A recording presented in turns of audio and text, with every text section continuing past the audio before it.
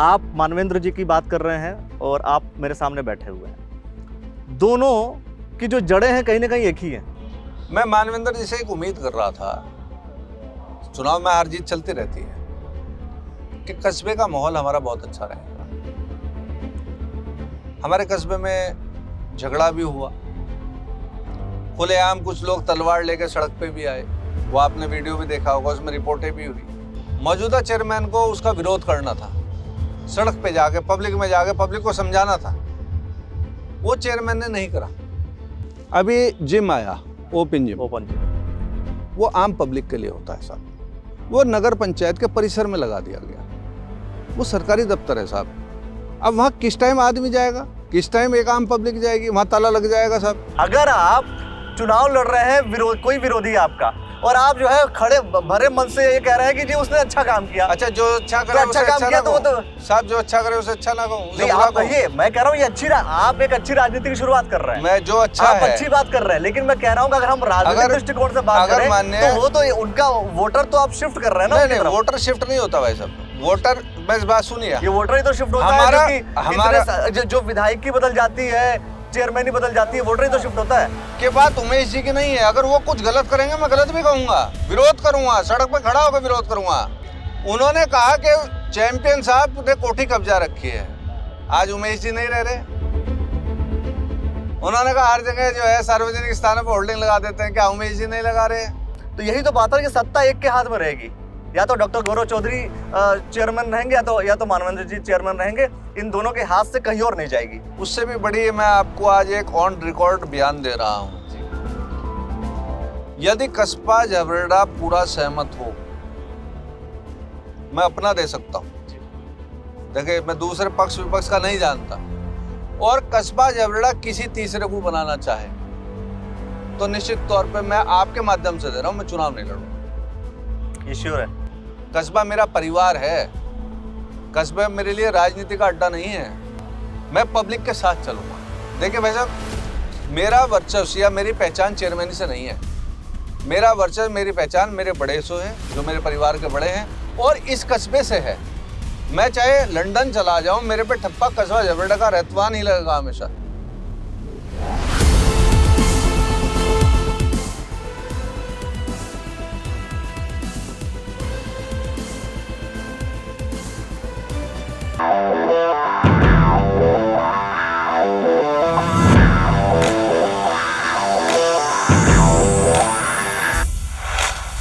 दोस्तों नमस्कार, मेरा नाम है अखिलेश और आप देखना शुरू कर चुके हैं द न्यूज़ वाला नेटवर्क।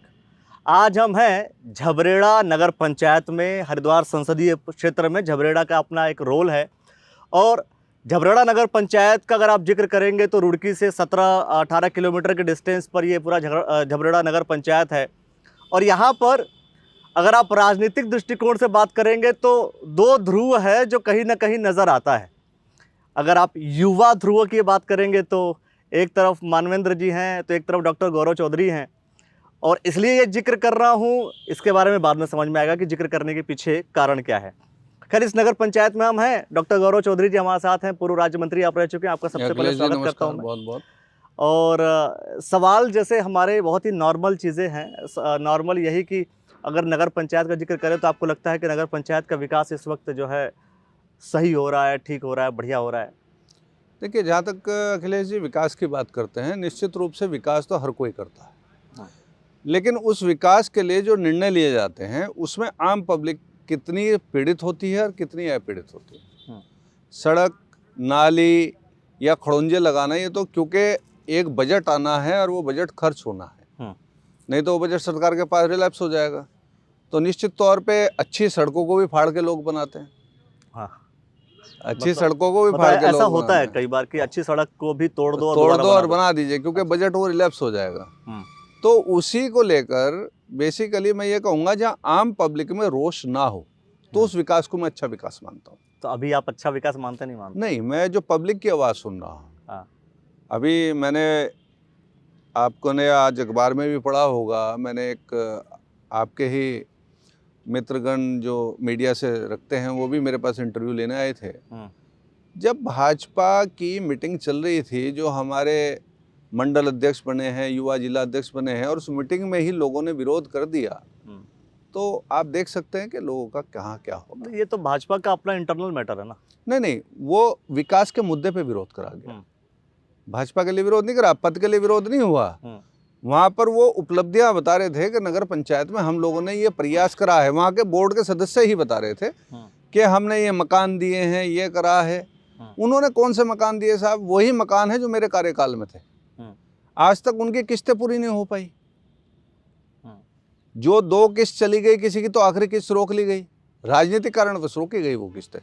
आप ये कह रहे हैं कि अगर ये रोकेंगे तो नुकसान तो कहीं ना कहीं एग्जिस्टिंग जो पॉलिटिकल पर्सन होता है उसी का होता है ना, जनप्रतिनिधि। बिल्कुल होगा। देखिए, कल को मैं भी गलत बात करूंगा। आज आधुनिक युग है, आधुनिक युग में सब लोग पढ़ा लिखा समाज है, मोबाइल एंड्रॉयड सबके पास है। एक एक आदमी, एक एक व्यक्ति शब्दों को पकड़ता है और चयन करता है कि वो आदमी की मंशा क्या है जी। उसी मंशा के आधार पर अगर मैं गलत करूंगा, मेरा भी नुकसान होना है भविष्य में, इसमें तो कोई दो राय नहीं है। मतलब ये फिर भी आप ये मान रहे हैं कि यहाँ पर विकास हो रहा है? देखिए, विकास आपने बोला ना सतत प्रक्रिया है, होता रहेगा। विकास का मतलब मैंने भी आपको समझाया ना। हाँ। सड़क बनाना, सड़क बन रही है, मेरे को दुर्भावना नहीं है किसी के प्रति। हाँ। मैं खामखा एक आरोप नहीं लगाऊंगा किसी व्यक्ति विशेष के या किसी पार्टी विशेष पे। हाँ। जो कार्य करेगा उसकी सराहना भी करूंगा। मेरी राजनीति का तरीका दूसरा है, मैं सिर्फ आरोप नहीं लगाता। अच्छा, आप सराहना भी करते हैं? हाँ, सराहना भी करता हूँ मैं। अब विकास का मुद्दे की जहाँ तक आप बात कर रहे हैं, मैंने एक बात बताई। अभी शीतलपुर पे एक जोहड़ है, उस जोहड़ का सौंदर्यीकरण हुआ था मौजूदा चेयरमैन साहब के सानिध्य में। उसका पानी का चौवा रुक गया, उस जोहड़ को मट्टी की पैचिंग कर दी उन्होंने। जोहड़ का क्या मतलब होता है कि वो पानी को सोख ले। आज उस सड़क पे इतना पानी है कि आम जनजीवन वहां से जा नहीं सकता है। दूसरी चीज पे आ जाइए आप, पहले जो मकान हमारे यहाँ मिलते थे वो पारदर्शिता में थी। पारदर्शिता ये थी कि किसी को मुंह देख के मकान नहीं दिया जाता था। आप लिस्ट उठाइए, पुरानी सूचना का अधिकार मांगे, नगर पंचायत से लीजिए, जो जरूरतमंद थे उनको मकान दिए गए। वो चाहे हिंदू है, जिसको जरूरत अभी तो मकान ही नहीं दिए ना, अभी तो पुराने मकान के पैसे ही पूरे नहीं हुए। आप समझने की कोशिश करिएगा। जब मैं चेयरमैन था तो मैं कांग्रेस पार्टी में था, भाजपा की सरकार थी। मैंने अपने कस्बे को 2nd position in the state दिलवाई थी। उसका बाकायदा मुझे सर्टिफिकेट मिला था, मेरी नगर पंचायत को मिला था। तो कुछ करा होगा तभी मिला होगा। आज आप चेयरमैन हैं, सांसद आपके हैं, मुख्यमंत्री आपके हैं, सरकारी तंत्र आपका है, आपने ऐसी क्या उपलब्धि 5 साल में करी?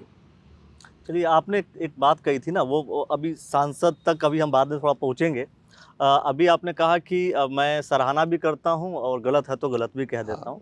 अभी तक आपने वही चीज़ बताई है कि जो हुआ वो खराब हुआ। अच्छी चीज़ क्या हुई ये बता दीजिए। अच्छी चीज़ हुई, जैसे कैमरे लगे, स्टार्टिंग तो मैंने करी थी। सर्वप्रथम कैमरा लगाना अच्छा हो गया। हाँ, नहीं मतलब मैं ये बात कह सकता हूँ कि भाई मौजूदा चेयरमैन की तारीफ जो है आप कर रहे हैं। हाँ, मैं कर रहा हूँ, मेरा कोई उनसे दुर्भावना नहीं है। कैमरे की पोजीशन, जो कैमरे आज क्राइम कंट्रोल के लगते हैं, जिसको पुलिस मॉनिटर करती है, वो सबसे पहले मैंने लगाए थे। मणिकांत मिश्रा जी यहाँ SSP थे, उनसे ही मैंने उद्घाटन कराया था। चेयरमैन साहब की मैं सराहना इसलिए कर रहा हूँ कि उन्होंने कैमरे बढ़ा दिए। भाई मेरे कार्यकाल में अगर 16 कैमरे लगे, उन्होंने 32 कर दिए। उनको समय मिला, ऐसा भी था कि वो जो है 16 पे ही सीमित रह जाते, लेकिन मुझे अच्छा लगा भाई कि कैमरे बढ़े हैं। बस कैमरे बढ़े हैं, मैं बता तो रहा हूँ ना अभी आप। बस कैमरे बढ़े हैं। हाँ, कैमरे ही बढ़े हैं साहब। और कुछ और भी कुछ बढ़ा दीजिए ना, कुछ और एडिशन बता दीजिए कि इन्होंने और अच्छा काम किया, कुछ और अच्छा किया। समझे नहीं? दिखना चाहिए ना काम, मुंह से बोलना चाहिए काम। मैं ये नहीं कह रहा हूँ। अभी जिम आया, ओपन जिम। वो जिम जहाँ तक मैं समझता हूँ, जहाँ तक मेरी जानकारी है, वो आम पब्लिक के लिए होता है साहब। क्या आपने लगा दिया ओपन जिम, हर जगह आए और आपने कर लिया? वो नगर पंचायत के परिसर में लगा दिया गया। वो सरकारी दफ्तर है साहब, सुबह 10 बजे खुलेगा, शाम को 5 बजे बंद हो जाएगा। वहाँ सरकारी फाइलें रखी हुई हैं। अब वहाँ किस टाइम आदमी जाएगा, किस टाइम एक आम पब्लिक जाएगी? वहाँ ताला लग जाएगा साहब। मैं सरकारी दफ्तर में 5 बजे के बाद कैसे घुसूंगा? मैं तो ट्रेसपासर्स हो गया ना। उस ओपन जिम को कहीं लगाना था, वो सिर्फ इसलिए लगाया गया क्योंकि फंड रिलैप्स हो जाएगा, खर्च करना है साहब मुझे। अरे यहाँ जगह हैं। आप अगर बात करें, अभी जटोल रोड पे अतिक्रमण टूटा था, मैंने ये मुद्दे बिल्कुल उसी में कहे थे, वही मैं मुद्दे पा रहा हूँ। अगर आप एक पब्लिक मीटिंग बुलाते, देखिए हम हैं जनप्रतिनिधि, हम अधिकारी नहीं हैं। जनप्रतिनिधि का प्रयास ये होता है कि आपस में सामंजस्य बनाए, अधिकारी का भी और आम जनता का भी। पब्लिक मीटिंग में बुलाते, उनको कहते कि भाई देखिए ये यहाँ पर जो है आपका अतिक्रमण है, मैं आपको 15 दिन का 10 दिन का समय दे रहा हूँ, आप इस अतिक्रमण को हटा लीजिए। तो कहीं ना कहीं सहमति बनने का प्रयास होता। बिल्कुल। वो पब्लिक मीटिंग नहीं बुलाएगी इंसान।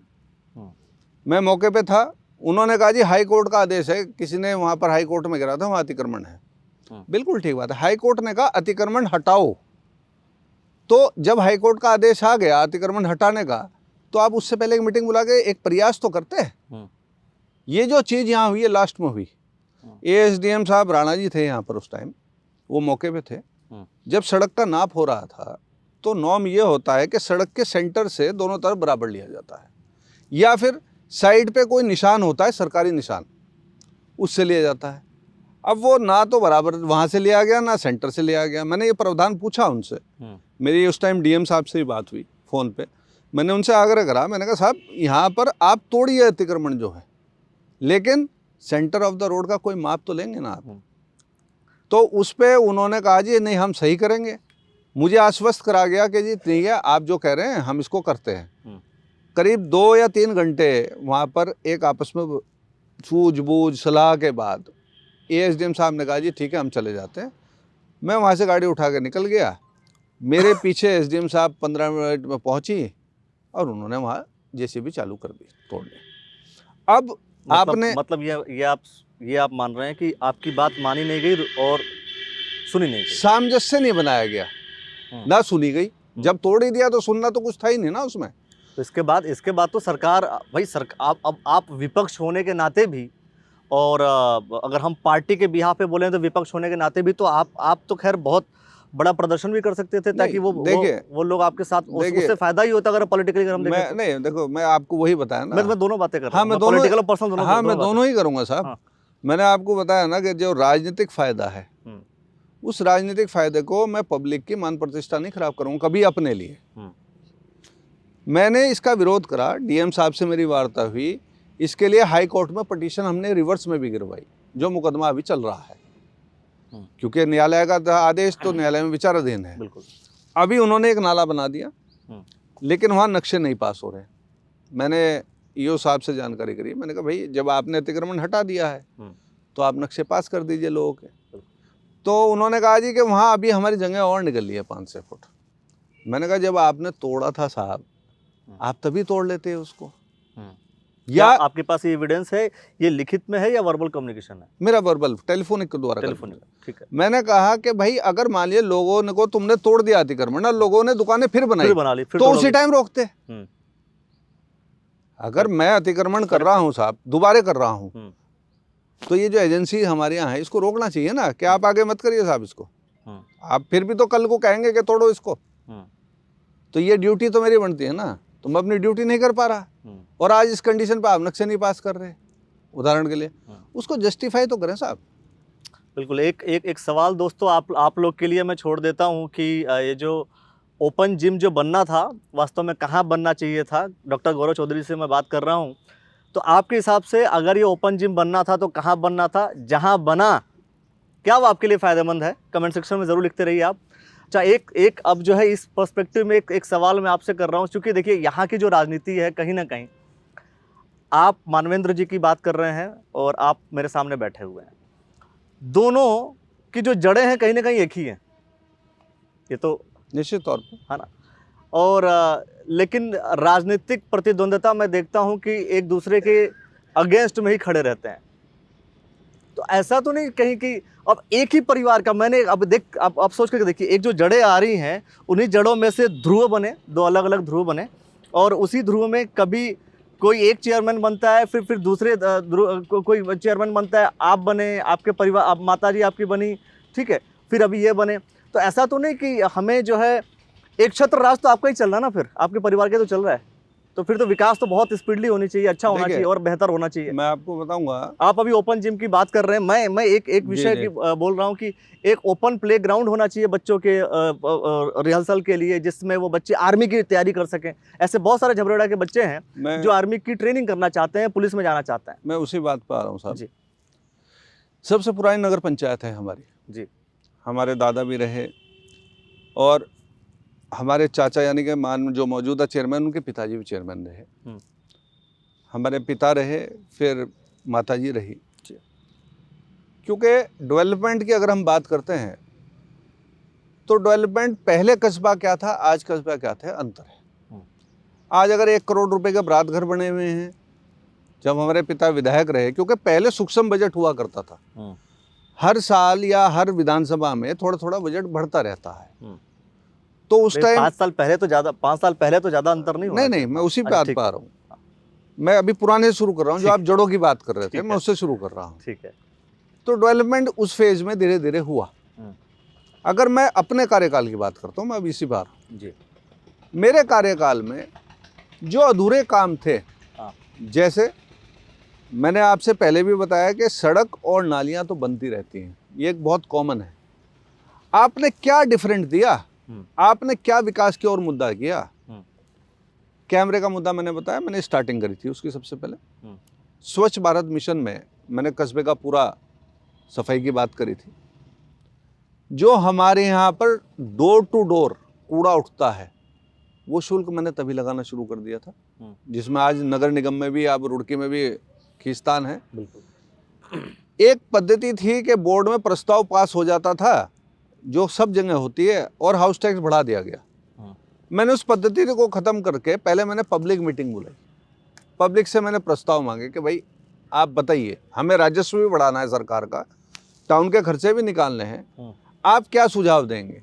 उस सुझाव के अनुरूप हमने एकदम से हाउस टैक्स बढ़ाया। अच्छा, एक सवाल है, पब्लिक मीटिंग का जो स्टेटमेंट है, क्योंकि आपने उनके ऊपर भी कहा कि पब्लिक मीटिंग नहीं बुलाई है, अगर मान लो कुछ भी काम कर रहे हैं तो पब्लिक मीटिंग का क्राइटेरिया क्या होता है? कैसे आप डिसाइड करते हैं कि ये हमारी पब्लिक मीटिंग हो गई है? देखिए, हम हर वार्ड में से, क्योंकि हमारे यहाँ गांव में बेसिकली एक पद्धति पहले चली है कि हर समाज के, आजकल सब जिम्मेदार हैं, लेकिन कुछ बुजुर्ग वर्ग हैं जो समाज को चलाते हैं। जैसे सैनी समाज हो गया, वैश्य समाज हो गया, गुर्जर समाज हो गया, दलित समाज हो गया। तो 10 परिवार हैं, तो 10 परिवार में 5 जिम्मेदार हैं। उन 5 जिम्मेदारों को हमने सूचना देकर बुलाया, चाय पे आमंत्रित किया, उनसे हमने सुझाव लिए, भाई कस्बे को कैसे चलाना है। मैंने आपको पहले बताया, हम अधिकारी नहीं हैं, हम पब्लिक के नुमाइंदे हैं। हम उनसे सलाह लेते हैं कि भाई इसमें हाउस टैक्स कितना बढ़ाया जाए, जिस पे किसी पे दिक्कत ना आए, क्योंकि यहाँ पर मजदूर तबका रहता है, यहाँ पर गरीब तबका रहता है, उद्योगपति नहीं रहते यहाँ लोग सुबह ही राज मजदूरी के काम पे जाते हैं।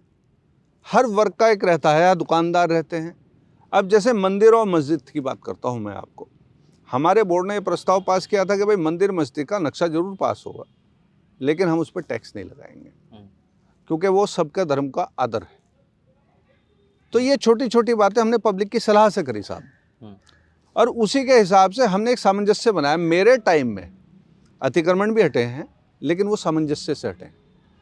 मेरे टाइम में कभी पुलिस नहीं आई, मेरे टाइम में कोई विवाद नहीं हुआ, तो लोगों का सम्मान मैंने रखा, लोगों ने मेरा सम्मान रखा।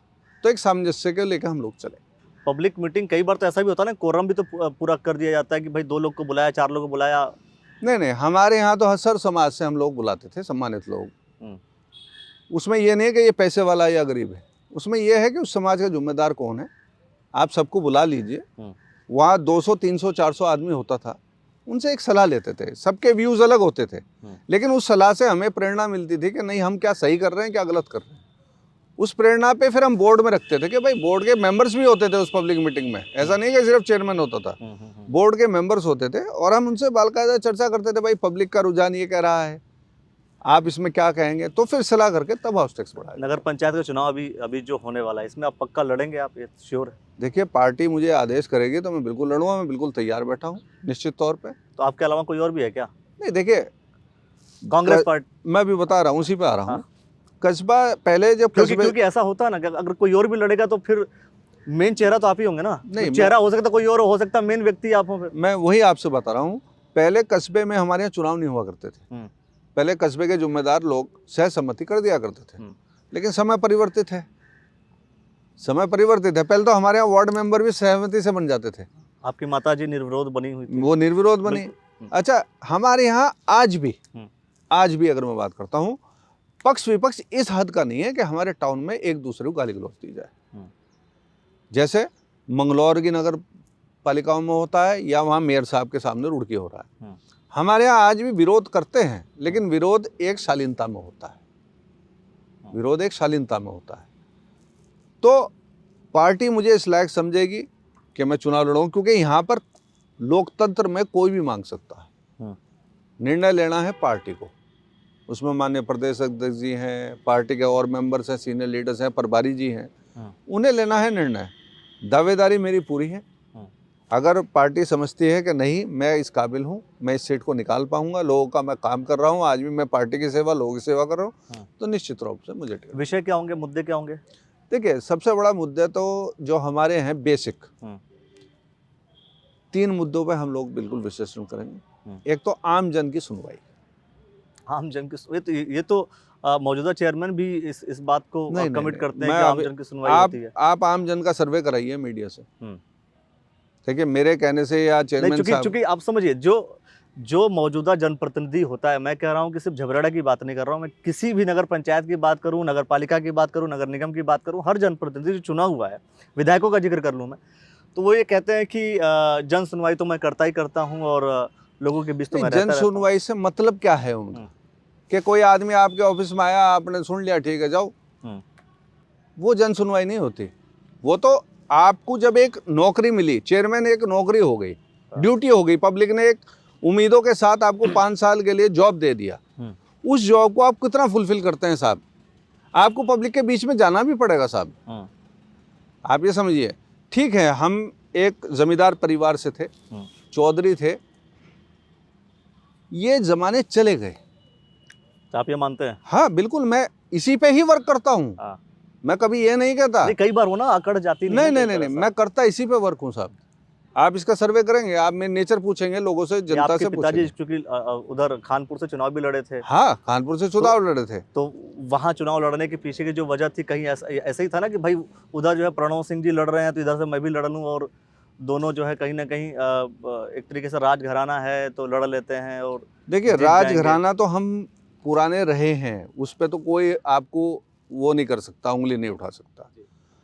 लेकिन अगर आपका राजा या आपका जनप्रतिनिधि या आपका जो भी सेवक है, अगर वो शालीन है, अगर वो आपके बीच के रहने वाला है, देखिए हम वो वाले राजा साहब तो है नहीं कि 10-10 गणर लेके चलेंगे, मूछ पे ऐंठ करके चलेंगे, नाम के आगे राजा लगाएंगे। राजा रानी हमारे संविधान ने ख़त्म कर दिए थे साहब बहुत पहले। हम लोग तो वो बात कर रहे हैं। आप प्रणव सिंह जी की बात कर रहे हैं? हाँ, मैं प्रणव सिंह जी की बात कर रहा हूँ। मेरे परिवार से हैं, मेरे चाचा लगते हैं, कोई इंसान नहीं है। मेरा उनका सम्मान है एक दूसरे पे, कहीं वो मिलते हैं मैं सम्मान करता हूँ, लेकिन जो व्यक्तित्व की बात है, थोड़ा सा मेरे विचार उनके व्यक्तित्व से नहीं मिलते। विचार का खेल है। अब जैसे आपने कहा मेरे भाई की बात करिए, मेरे भाई के मेरे विचार नहीं मिलते, कार्यशैली के विचार नहीं मिलते। ऐसा नहीं है, परिवार मेरे ही रहेंगे वो, लेकिन उनकी करनी और कथनी में फर्क हो जाता है। अच्छा, मतलब आप ये सीधा कह रहे हैं कि उनकी करनी कथनी में अंतर है? हाँ बिल्कुल कहता हूँ भाई मैं। और आप जो कहते हैं वो करते हैं? जो मैं कहता हूँ वो आप मेरा रिजल्ट उठाइए, पिछला जो मैंने कहा है वो मैंने पूरा किया है साहब। या तो मैं कहता नहीं, मैं हाथ जोड़ कर मना कर देता हूँ कि भाई मैं नहीं कर सकता। क्यों? आज मना करना ज़्यादा अच्छा है मेरे लिए कि कल को वो आदमी मेरे पर आरोप लगाए कि साहब तुमने झूठा वादा करा था मेरे से। आज मना कर दो, मुझे कोई आपत्ति नहीं है। सिर्फ ये है कि वो आज उसको मेरी बात महसूस ज़रूर होगी, लेकिन उसको सत्य बाद में पता लगेगा जब 10 जगह वो घूम जाएगा कि ये कार्य नहीं हो सकता। अच्छा, अभी आप जो राजा की अब बात कर रहे हैं, तो मैं इस पर इसलिए जा रहा हूँ क्योंकि देखिए क्या होता है कि ये विषय काफ़ी बड़े लेवल पे उठा। जब विधानसभा का चुनाव हो रहा था, कानपुर विधानसभा का, तो उस वक्त काफ़ी बार ये विषय उठा कि भाई राजा का जो तंत्र है वो संवैधानिक तौर पर सब खत्म हो चुका है, तो इसके बाद ये सब चीज़ नहीं होना चाहिए।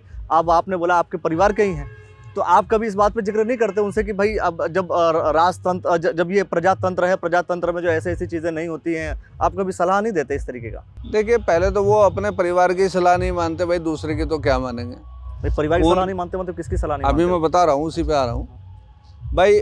आज वो भारतीय जनता पार्टी में है, कभी कांग्रेस में थे। बीजेपी एक डिसिप्लिन पार्टी है, जो कहा जाता है बहुत तेज। अभी आपने आप मानते नहीं, कहा जाता है या मानते हैं? आप मानता नहीं हूँ मैं। दो अलग अलग चीजें मैं हैं। मानता नहीं हूँ। आप नहीं मानते? मैं आपको उसका वेल डिसिप्लिन नहीं मानते आप बीजेपी को? आप उसका उत्तर भी दूंगा, तर्क भी दूंगा। ठीक, ऐसा नहीं है। मैं कांग्रेस पे भी, कांग्रेस की भी हाँ, बात करूंगा। दोनों पे बात ठीक करूंगा हो गया। मैं आपसे। मैं ये कह रहा हूँ साहब, अगर बीजेपी बिल्कुल डिसिप्लिन पार्टी है, तो जो बड़बोलापन, जो अभी आपने वीडियोस देखे, जो मौजूदा वहाँ विधायक हैं उमेश कुमार, वो चाहे निर्दलीय जीते चाहे कैसे जीते, आज संविधान में वो विधायक हैं। कभी मेंढक कहना, ये इतने बड़े लीडर को शोभा नहीं देता, तो क्या इसे पार्टी अंकुश नहीं लगा सकती? नैनीताल में जो वीडियो मैंने देखे हैं, नैनीताल में आप गाड़ी में खड़े हो गए माल रोड पे, आप अपने कभी ये करके जा रहे हैं, क्या बीजेपी इस पे अंकुश नहीं लगा सकती साहब? वो कहे कि भाई पार्टी की छवि खराब हो रही है। आप सौम्य रहिए, आप सादे रहिए, आप जो हैं अपना शांतिपूर्ण। और भी तो बड़े नेता हैं भारतीय जनता पार्टी में, किसी की शोषेबाजी आपने देखी है?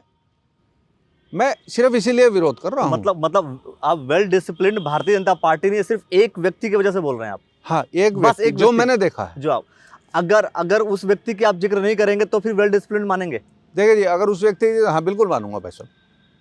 बड़ा बयान दे रहे हैं, मतलब नहीं, आप मैं भारतीय गलत- जनता पार्टी के जो लीडरशिप है उनको आप ये कह रहे हैं कि भाई इनको हटाइए और पार्टी को वेल डिसिप्लिन बनाइए? हाँ, बनाइए। मैं आपसे इसलिए कह रहा हूँ, मैंने अभी आपके थोड़ी देर पहले कहा था, जो विरोधी भी अच्छा करता है मैं उसको अच्छा कहता हूँ। अच्छा, कांग्रेस वेल डिसिप्लिन है कि नहीं है? क्यों नहीं है? कांग्रेस कैसे है? अभी मैं बताऊंगा आपको। अच्छा आप बताइए फिर। हाँ, मैं बताऊंगा अभी आपको। आज चाहे तो हमारी कांग्रेस पार्टी में राहुल गांधी जी हों, चाहे आप प्रियंका गांधी जी हों, चाहे हरीश रावत जी हों, चाहे करण महाराज जी हों, आपने देखे वो कहीं भी इस तरह की शोषेबाजी करते हुए साहब कि गाड़ी की छत पे खड़े हैं? तो ये शोषेबाजी तो नहीं की, पर उन लोग का जो आपसी तालमेल है वो तो दिखा ना लोगों को। देखिए, तालमेल, विद्रोह दिखा, झगड़ा दिखा, और इस हद तक दिखा कि आपकी कांग्रेस की कही जा रही थी, कांग्रेस की सरकार आने वाली है विधानसभा में, और सरकार तो छोड़िए, कुछ हुआ ही नहीं। तो उसी का खाम जाने तो भुगता किसने? कांग्रेस ने। अच्छा, ये भी मान रहे हैं आप? नहीं, भी आप मान रहे हैं कि हाँ, खामियाजा भुगता है? एक मिनट के लिए, अगर हम चुनाव हारे, हाँ, तो इन दोनों की लड़ाई की वजह से दोनों की लड़ाई नहीं करा मैं। प्रीतम सिंह और हरीश रावत जी की लड़ाई की वजह से? व्यक्तित्व की लड़ाई नहीं थी वहाँ। व्यक्तित्व के लिए तो लड़ाई थी। एक मिनट के लिए, जिनका एक दूसरे का आरोप था, झगड़ा था, दोनों को कुर्सी चाहिए थी, इसी वजह से तो आप। हाँ, देखिए, पार्टी में सबके अपने अपने विचार होते हैं। कल को मुझे कोई मुख्यमंत्री बनाएगा साहब, मैं क्यों नहीं लड़ूंगा भाई? चाह तो मेरी भी होगी ना मुख्यमंत्री बनने की। तो आप ठीक है, एक मिनट के लिए मैं आपसे एक बात बता रहा हूँ। ठीक है। चाह रावत जी की भी होगी, चाह माननीय प्रीतम सिंह जी की भी होगी, चाह माननीय यशपाल आर्य जी की भी होगी। मांगना अलग चीज है कि नहीं मैं मुख्यमंत्री बनूंगा साहब, मैं विधायक बनूंगा, मांगना अलग चीज है। लेकिन अगर इस हद तक हमारा, मैंने कहा ना, मनभेद हमारे होंगे, विचार हमारे अलग होंगे, हम डिमांड करेंगे अलग अलग चीज़ों की। अगर हम उस लेवल से ऊपर चले जाएंगे, पिछली बार जब आपने कहा कांग्रेस की सरकार आनी थी, वो नहीं आई। निश्चित तौर पे जो कांग्रेस में हमारी खींचातानी थी, उसका खामियाजा कांग्रेस ने भुगता है। वो खींचातानी चाहे सारे लीडर्स में थी, किसी व्यक्ति विशेष की बात नहीं करूंगा। जैसे आपने कहा प्रीतम सिंह जी और हरीश रावत जी की थी, ऐसा नहीं था। कांग्रेस पूरी पार्टी में ही विद्रोह था। विद्रोह नहीं था साहब, आपसी तालमेल नहीं था। आपसी तालमेल नहीं था, तो तालमेल नहीं तो विद्रोही तो कहेंगे। नहीं, एक दूसरे को लेकर के विद्रोह होगा। नहीं। अब आप मुझे, आदेश और निर्देश में क्या फर्क होता है? करेक्ट। सलाह और सुझाव, शब्द शैली में फर्क हो गया ना साहब। यहाँ पर यहाँ पर चलो तालमेल नहीं था, उस तालमेल ना होने की वजह से स्थितियां खराब हुई। जैसे सबसे बड़ा जो असर आया किसका आया? ये जो जब मैं कह रहा हूँ कि फिर भी जैसे जब मंथन होता है, मान लीजिए पार्टी मंथन करती है या आप लोग मंथन करते हैं कि भाई इस वजह से हमारी सरकार नहीं आई, तो उसमें मुख्य कारण क्या समझ में आया? कौन दोषी नजर आया? देखिए, पार्टी में अब मान लीजिए कोई चोर है, किसी ने घड़ी चुराई है और किसी ने 1 लाख रुपए चुराए हैं, तो चोर तो सभी चोर हैं। मैं एक उदाहरण दिया है। सारे नेता चोर है? नहीं, चोर नहीं कहा मैंने, उदाहरण दिया है। अरे तो उसी उदाहरण को तो मैं पेश करूंगा ना, उसी उदाहरण को, उसी उदाहरण की तो मैं बात करूंगा। मैं चोर का आपको एक बात समझाने के लिए, जैसे हमारे गांव में चोरी किया, मैं कह रहा हूं चोरी का मतलब होता है सिंह जी ने छोटा चोरी किया, हरीश रावत जी ने बड़ी चोरी की। चोर नहीं करी है, चोरी में तो गलती की नहीं गलती नहीं करी है, गलती भी नहीं की चोरी। पहले सुन तो लीजिए, गलती नहीं करी है। मान लीजिए हमारे यहाँ रंजीत रावत भाई साहब थे, उन्होंने कहीं विरोध करा कि मुझे वहाँ टिकट चाहिए, उन्हें वहाँ टिकट चाहिए। वहाँ पर माननीय हरीश रावत जी ने कहा कि भाई मुझे लड़ने दीजिए, तो वो पार्टी का मनमुटाव था, क्योंकि एक आदमी, दो आदमी एक जगह से टिकट चाह रहे थे। आप समझने की कोशिश करिएगा, उस तालमेल को, उस सामंजस्य को पार्टी ने कोशिश करी बनाने की, लेकिन सब नहीं बन पाया। मतलब ये सत्य हो गया कि बीजेपी में तो एक व्यक्ति का आप जिक्र कर रहे थे, पर कांग्रेस वेल डिसिप्लिन नहीं है। नहीं, कांग्रेस वेल डिसिप्लिन नहीं है, कांग्रेस वेल डिसिप्लिन नहीं है, ये तो श्योर हो गया ना। नहीं, मैं बीजेपी वेल डिसिप्लिन अगर कांग्रेस होती तो मैं कह रहा हूँ, दो व्यक्ति एक जगह से चुनाव लड़ने की बात कर रहे थे, दोनों कांग्रेस का लीडरशिप, आपके राहुल गांधी जी कहते हैं कि भाई ऐसा मत करो, ऐसा होना है। नहीं, और फिर आपका ये विद्रोह जो है, क्योंकि तालमेल ना बैठने की बात क्या होता है, तालमेल नहीं बैठा, इसके बाद एक व्यक्ति चुनाव लड़ रहा है तो दूसरा व्यक्ति विद्रोह कर रहेगा। अब खुले तौर पर विद्रोह करे या अंतर विद्रोह करे, ऐसा नहीं है। आप मुझे एक बात बताइए, यही तो हुआ होगा ना। मुझे एक बात बताइए, मैं आपसे कह रहा हूँ, नहीं, मैं उसी बात पर आ रहा हूं। मुझे बताइए ना, मैं एक व्यक्ति वेल डिसिप्लिन, आप इसको कांग्रेस पार्टी को कैसे कहेंगे? मैं वेल डिसिप्लिन ऐसे कहूंगा, मैं भी बता रहा हूँ ना जी आपको। ये राजनीति में भाजपा में भी है, लेकिन मैंने एक व्यक्ति का नाम इसलिए लिया था क्योंकि एक व्यक्ति जो हरकतें कर रहा है, ये चुनाव के दौरान तो सब टिकट मांगते हैं साहब। नहीं, टिकट मांगना, मैं कह रहा हूँ टिकट मांगना एक अलग बात है, और टिकट को लेकर के पूरे प्रदेश में अपनी सरकार को न लेकर के आना, उन व्यक्तियों से आप सोच कर 5 साल तक आप दोबारा लड़ाई लड़ेंगे, 5 साल बाद आपकी सरकार बनेगी या नहीं बनेगी इस बात का श्योरिटी नहीं है। जब आपकी सरकार बन रही है उस वक्त आप लड़ाई लड़ करके आप अपनी सरकार को खो रहे हैं, पार्टी को खो रहे हैं। उसी व्यक्तित्व पे आ रहा हूँ जिस व्यक्तित्व की आप बात कर रहे हैं। ये लड़ाई हर पार्टी में है कि मुझे वहां से टिकट चाहिए। आपने कहा कि भाई बीजेपी में ऊपर से आए, उन्होंने कहा कि नहीं ये वहां लड़ेगा, ये वहां लड़ेगा, कि आप वहां लड़ेंगे। हमारी कांग्रेस में जब लिस्ट जारी हो गई, जब तक लिस्ट की लड़ाई थी ये हमारी, जब लिस्ट जारी हो गई, लिस्ट के बाद तो लड़ाई हमारे यहाँ खत्म हो जाती है। दोबारा लिस्ट जारी हुई ना आपकी, तो वो आपकी तो दोबारा लिस्ट जारी हुई ना, दोबारा लिस्ट में पहले लिस्ट को बदला गया था। मैं वही उसी बात पर आ रहा हूँ ना, लिस्ट जारी हुई, जब फाइनल लिस्ट आ गई तो सबको पता कर गया, पार्टी हाईकमान ने फाइनल लिस्ट पे मोहर मार के दे दिया हमको कि आपको ये करना है। उसके बाद जो वहाँ की जनता को वोट देना है साहब, मान लीजिए कल को नगर पंचायत में एक चुनाव होता है, जनता मुझे पसंद करती है, मानवेंद्र जी को पसंद करती है, वो तो जनता के हाथ में आ गया। कल को मानवेंद्र जी का टिकट कट जाता है या कल को गौरव चौधरी का टिकट कट जाता है, जनता किसे पसंद करे वो जनता का मैंडेट है। अब जैसे मैं आपको फिर से आ रहा हूँ उदाहरण पे ही, विधानसभा का हमारे यहाँ चुनाव हुआ, विधानसभा के चुनाव में वीरेंद्र जाति जी चुनाव लड़े, राजपाल जी चुनाव लड़े, हरिदास जी चुनाव लड़े। हरिदास जी पहले यहाँ विधायक रह चुके, यहाँ के रहतमान हैं। वीरेंद्र जाति जी शेरपुर के रहतमान हैं, वो पहली बार चुनाव लड़े, और राजपाल जी 2 चुनाव लड़ चुके हैं। लेकिन जनता ने क्या पसंद करा कि वीरेंद्र जाति को पसंद कर दिया। आज वो 7 या 8 हज़ार वोट से चुनाव जीत गए। ये सब जनता का मैंडेट है। ये मैं विश्लेषण जनता के मैंडेट का अपने कमरे में बैठ के नहीं कर सकता।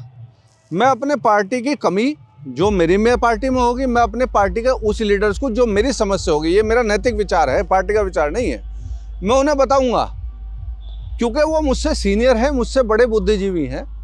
वो देखेंगे क्या मैं सही कह रहा हूँ, क्या मैं गलत कह रहा हूँ। मेरा काम है पार्टी को सही बात बताना जो ग्राउंड लेवल पे चल रही है। अभी आप ये जिक्र कर रहे थे यहाँ का कि जन सुनवाई जो है आप करेंगे, जो आपने बोला मुद्दे जो होंगे, हम 3 मुद्दे एक आपने जन सुनवाई बोला था, जन सुनवाई के बाद हमारा मुद्दा बढ़ गया था। अब दूसरा मुद्दा क्या था? दूसरा मुद्दा है जो भी सरकारी सुविधाएं आती हैं उनमें पारदर्शिता होनी चाहिए। ये तो कॉमन स्टेटमेंट नहीं, ये तो कॉमन नहीं है। अरे सब बोलते हैं, मैं भी तो आ रहा हूँ ना, उस सब बोलते हैं ना। पूरा विश्लेषण तो लीजिए 2 मिनट के लिए। पारदर्शिता क्या होती है? नहीं, पारदर्शिता हर कोई बोलता है कि पारदर्शिता रखूंगा, और यहाँ तक कि संविधान की शपथ लेते हुए जब कोई किसी पद पर आता है तब पर भी ये बात कहता है। लेकिन पारदर्शिता वाला शब्द तो कॉमन शब्द है, मैं समझता हूँ हर कोई बोलता है। देखो पारदर्शिता क्या होती है, मैंने अभी कहा ना, आदेश और निर्देश में क्या फर्क है। अधिकारी दोनों चीज लिखते हैं, समझने वाला समझेगा। पारदर्शिता का क्या मतलब है? जो सरकारी सुविधाएं हैं वो सरल और सौम्य बना दीजिए, मुझे दफ्तर के चक्कर ना काटने पड़े। वो सरकारी सुविधाएं ऐसी हो कि जन जन बैठ के कर सके। उदाहरण के लिए बता रहा हूँ, मुझे मेरे मकान का करना है साहब, प्रधानमंत्री हमारे जो हैं उन्होंने प्रधानमंत्री आवास योजना बनाई, मैं एक उदाहरण दे रहा हूँ आपको। तो उसका फार्म कैसे मिलेगा, मेरे पैसे कैसे आएंगे, उसकी जियो टैगिंग कैसे होगी, वो सारी चीज़ इतनी सरल हो जाए कि उसको धक्का ना खाना पड़े। वो पारदर्शिता है। ये नहीं है कि मैं ऑफिस में बैठा हूँ साहब 4 चक्कर काट रहे हैं, 5 चक्कर काट रहे हैं, वो नहीं है। तीसरा मुद्दा जो है सबसे बड़ा, यहाँ की जल निकासी का है। हमारे यहाँ कस्बे में जल निकासी सारे कस्बे में घूम के आती है। सड़कें हमारे लगभग कस्बे में सारी बन चुकी हैं। वो मेरे पिता के कार्यकाल में बनी, मेरे चाचा के भी बनी, आज भी बन रही हैं। मैंने जैसे आपको कहा, मैं विरोध नहीं करूंगा, अच्छे कामों को अच्छा भी कहूंगा।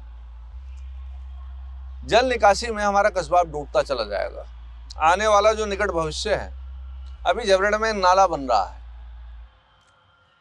सतपाल महाराज जी जो माननीय मंत्री जी हैं, उनके सौजन्य से ये नाला का प्रस्ताव गया था। आप उस नाले का सर्वे करिए साहब। जब भी कोई चीज बनती है उसका परफेक्ट डायमेंशंस होती हैं कि नाले की चौड़ाई इतनी रहेगी, नाले की गहराई इतनी रहेगी, नाला स्ट्रेट रहेगा। वो नाला अगर आप मौके पे जाके देखेंगे, कहीं 3 फुट का है तो कहीं 2.5 फुट का हो गया। नाले में 10 मोड़ आ गए साहब। पानी का जो स्तर होता है वो ऊपर से नीचे को चलता है। अगर मैं बैंड दे दूंगा, क्योंकि सल्ट भी आएगा नाले में, तो कहाँ जाएगा वो पानी, वो जाम लगेगा वहां पे। आज जोड़ का पानी बंद है, उसकी निकासी आज तक 4 साल तक नहीं हो पाई। उसकी निकासी अगर आप बोरिंग भी धरती में कर देते, क्योंकि वहां कोई गंदा पानी नहीं है, वो जोड़ का पानी है, तो बोरिंग से पानी नीचे चला जाता धरती में। आज मान लीजिए फाइनली मतलब तीन बिंदु हो गए। पहला तीन मेन बिंदु हो गए, है ना, कि पहला जन सुनवाई है, और दूसरा आपने बोला कि पारदर्शिता रखें, और तीसरा आप बोल रहे हैं कि जल निकासी करेंगे। और ये 3 विषयों को लेकर के, ये 3 विषय मेन हैं। विषय तो बहुत हैं, हाँ, लेकिन ये 3 विषय मेन हैं। अच्छा, एक सवाल मेरा ये है कि ऐसा कहीं मैं बैठा हुआ था तो वहाँ जिक्र होते होते इस बात का कुछ लोगों ने बोला कि नगर पंचायत के जो क्षेत्र है, जो दायरा है, वो थोड़ा सा बढ़ा देना चाहिए, जिससे कि और भी आसपास के जो गांव हैं, जो एरिया है, जैसे भक्तोवाली है बगल में, तो ये सब और आ जाए इधर। ये कोई प्रयास नहीं करता, क्षेत्र को बढ़ाने का कोई काम नहीं कर रहा है। क्षेत्र बढ़ाने का मतलब इसका नगर पंचायत का दायरा बढ़े। जैसे मान लीजिए रुड़की नगर निगम है, तो रुड़की नगर निगम के आसपास के कई गाँवों को जोड़ लिया गया, तो यहाँ पर ऐसा कोई नहीं कर रहा। और इसके पीछे जो कारण दिया गया वो मैं आपको बता दूँ, वो बहुत ही मतलब महत्वपूर्ण है।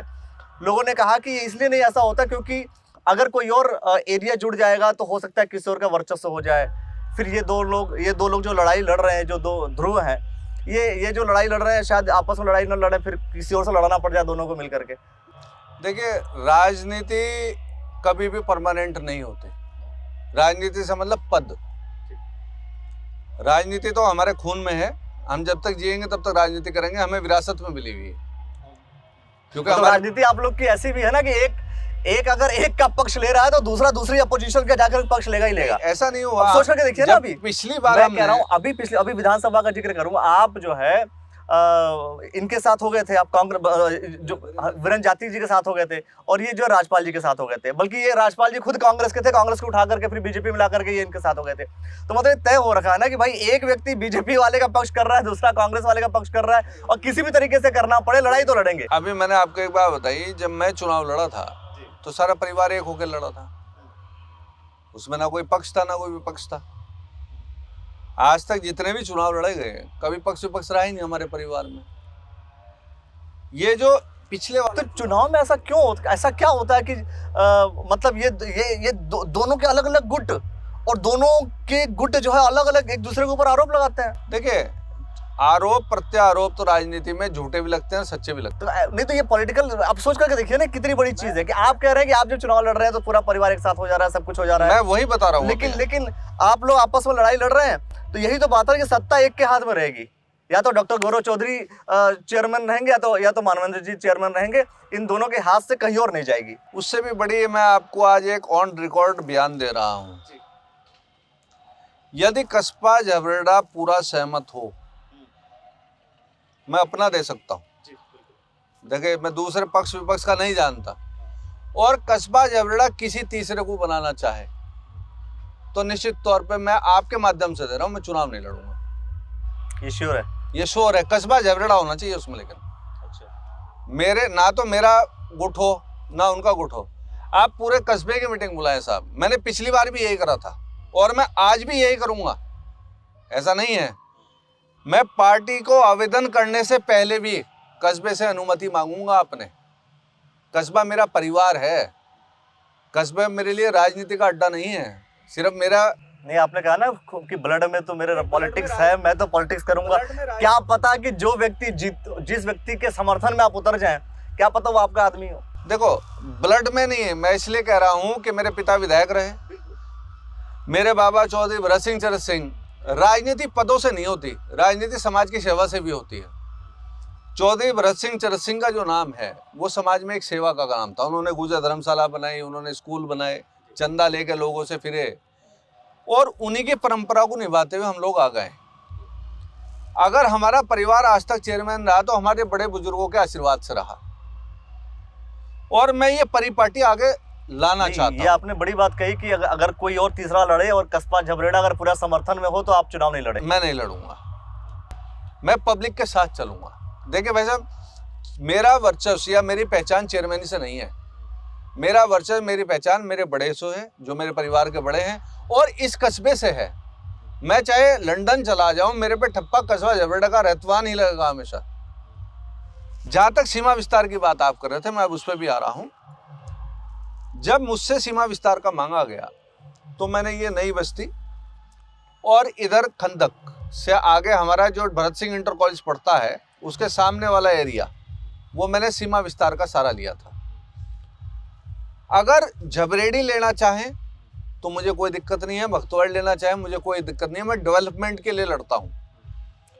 प्रधान है झबरेड़ी में भी, भक्तवाली में भी प्रधान है, मेरे ही परिवार हैं। वहाँ मेरा बिरादरी भी, मेरा समाज भी है, दलित समाज भी है, मुसलमान समाज भी है, अन्य समाज भी है। भक्तवाली और झबरेड़ा एक हुआ मानते हैं हम लोग। आपसे बढ़िया मजे की बात बताऊं, जब मेरे पिता चुनाव लड़ा करते थे तो झबरेड़ा और भक्तवाली इतनी लीड दे दिया करता था कि वो लीड आगे तक टूटती नहीं थी। उन्हें ये मतलब नहीं था कि वो कौन सी पार्टी विशेष से लड़ रहे हैं। उनका इतना प्यार था कि भाई बड़ों का इतना सम्मान है कि नहीं, उनको वोट दीजिए आप। मैं निर्दलीय, हमारा नगर पंचायत चुनाव आज तक इतिहास उठा के देखा, हम निर्दलीय लड़ाए हमेशा। जब मानवेंद्र जी भाजपा का टिकट लिया है,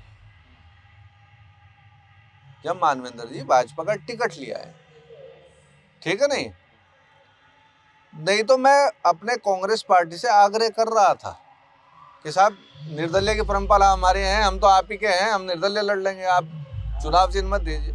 लेकिन क्योंकि जब भाजपा ने यहाँ सिंबल दे दिया तो देना था ना पार्टी को, ये तो राजनीति है।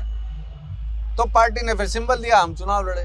वो ठीक है, हम 300-350 वोट से हार गए, लेकिन हमारी कोई भी ऐसी लालसा नहीं है कि हम पद पे ही सुशोभित रहें। जिला पंचायत का चुनाव हुआ, मैं चाहता तो वो भी लड़ सकता था या अपनी मैडम को लड़ा सकता था, मैंने वो चुनाव नहीं लड़ा साहब।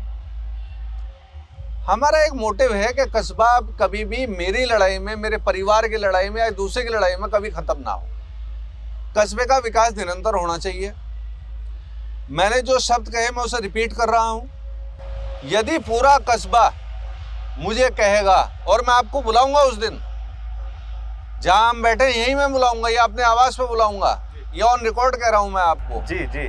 और कस्बा यदि मुझे मना करेगा, निश्चित तौर पर मैं चुनाव नहीं लड़ूंगा।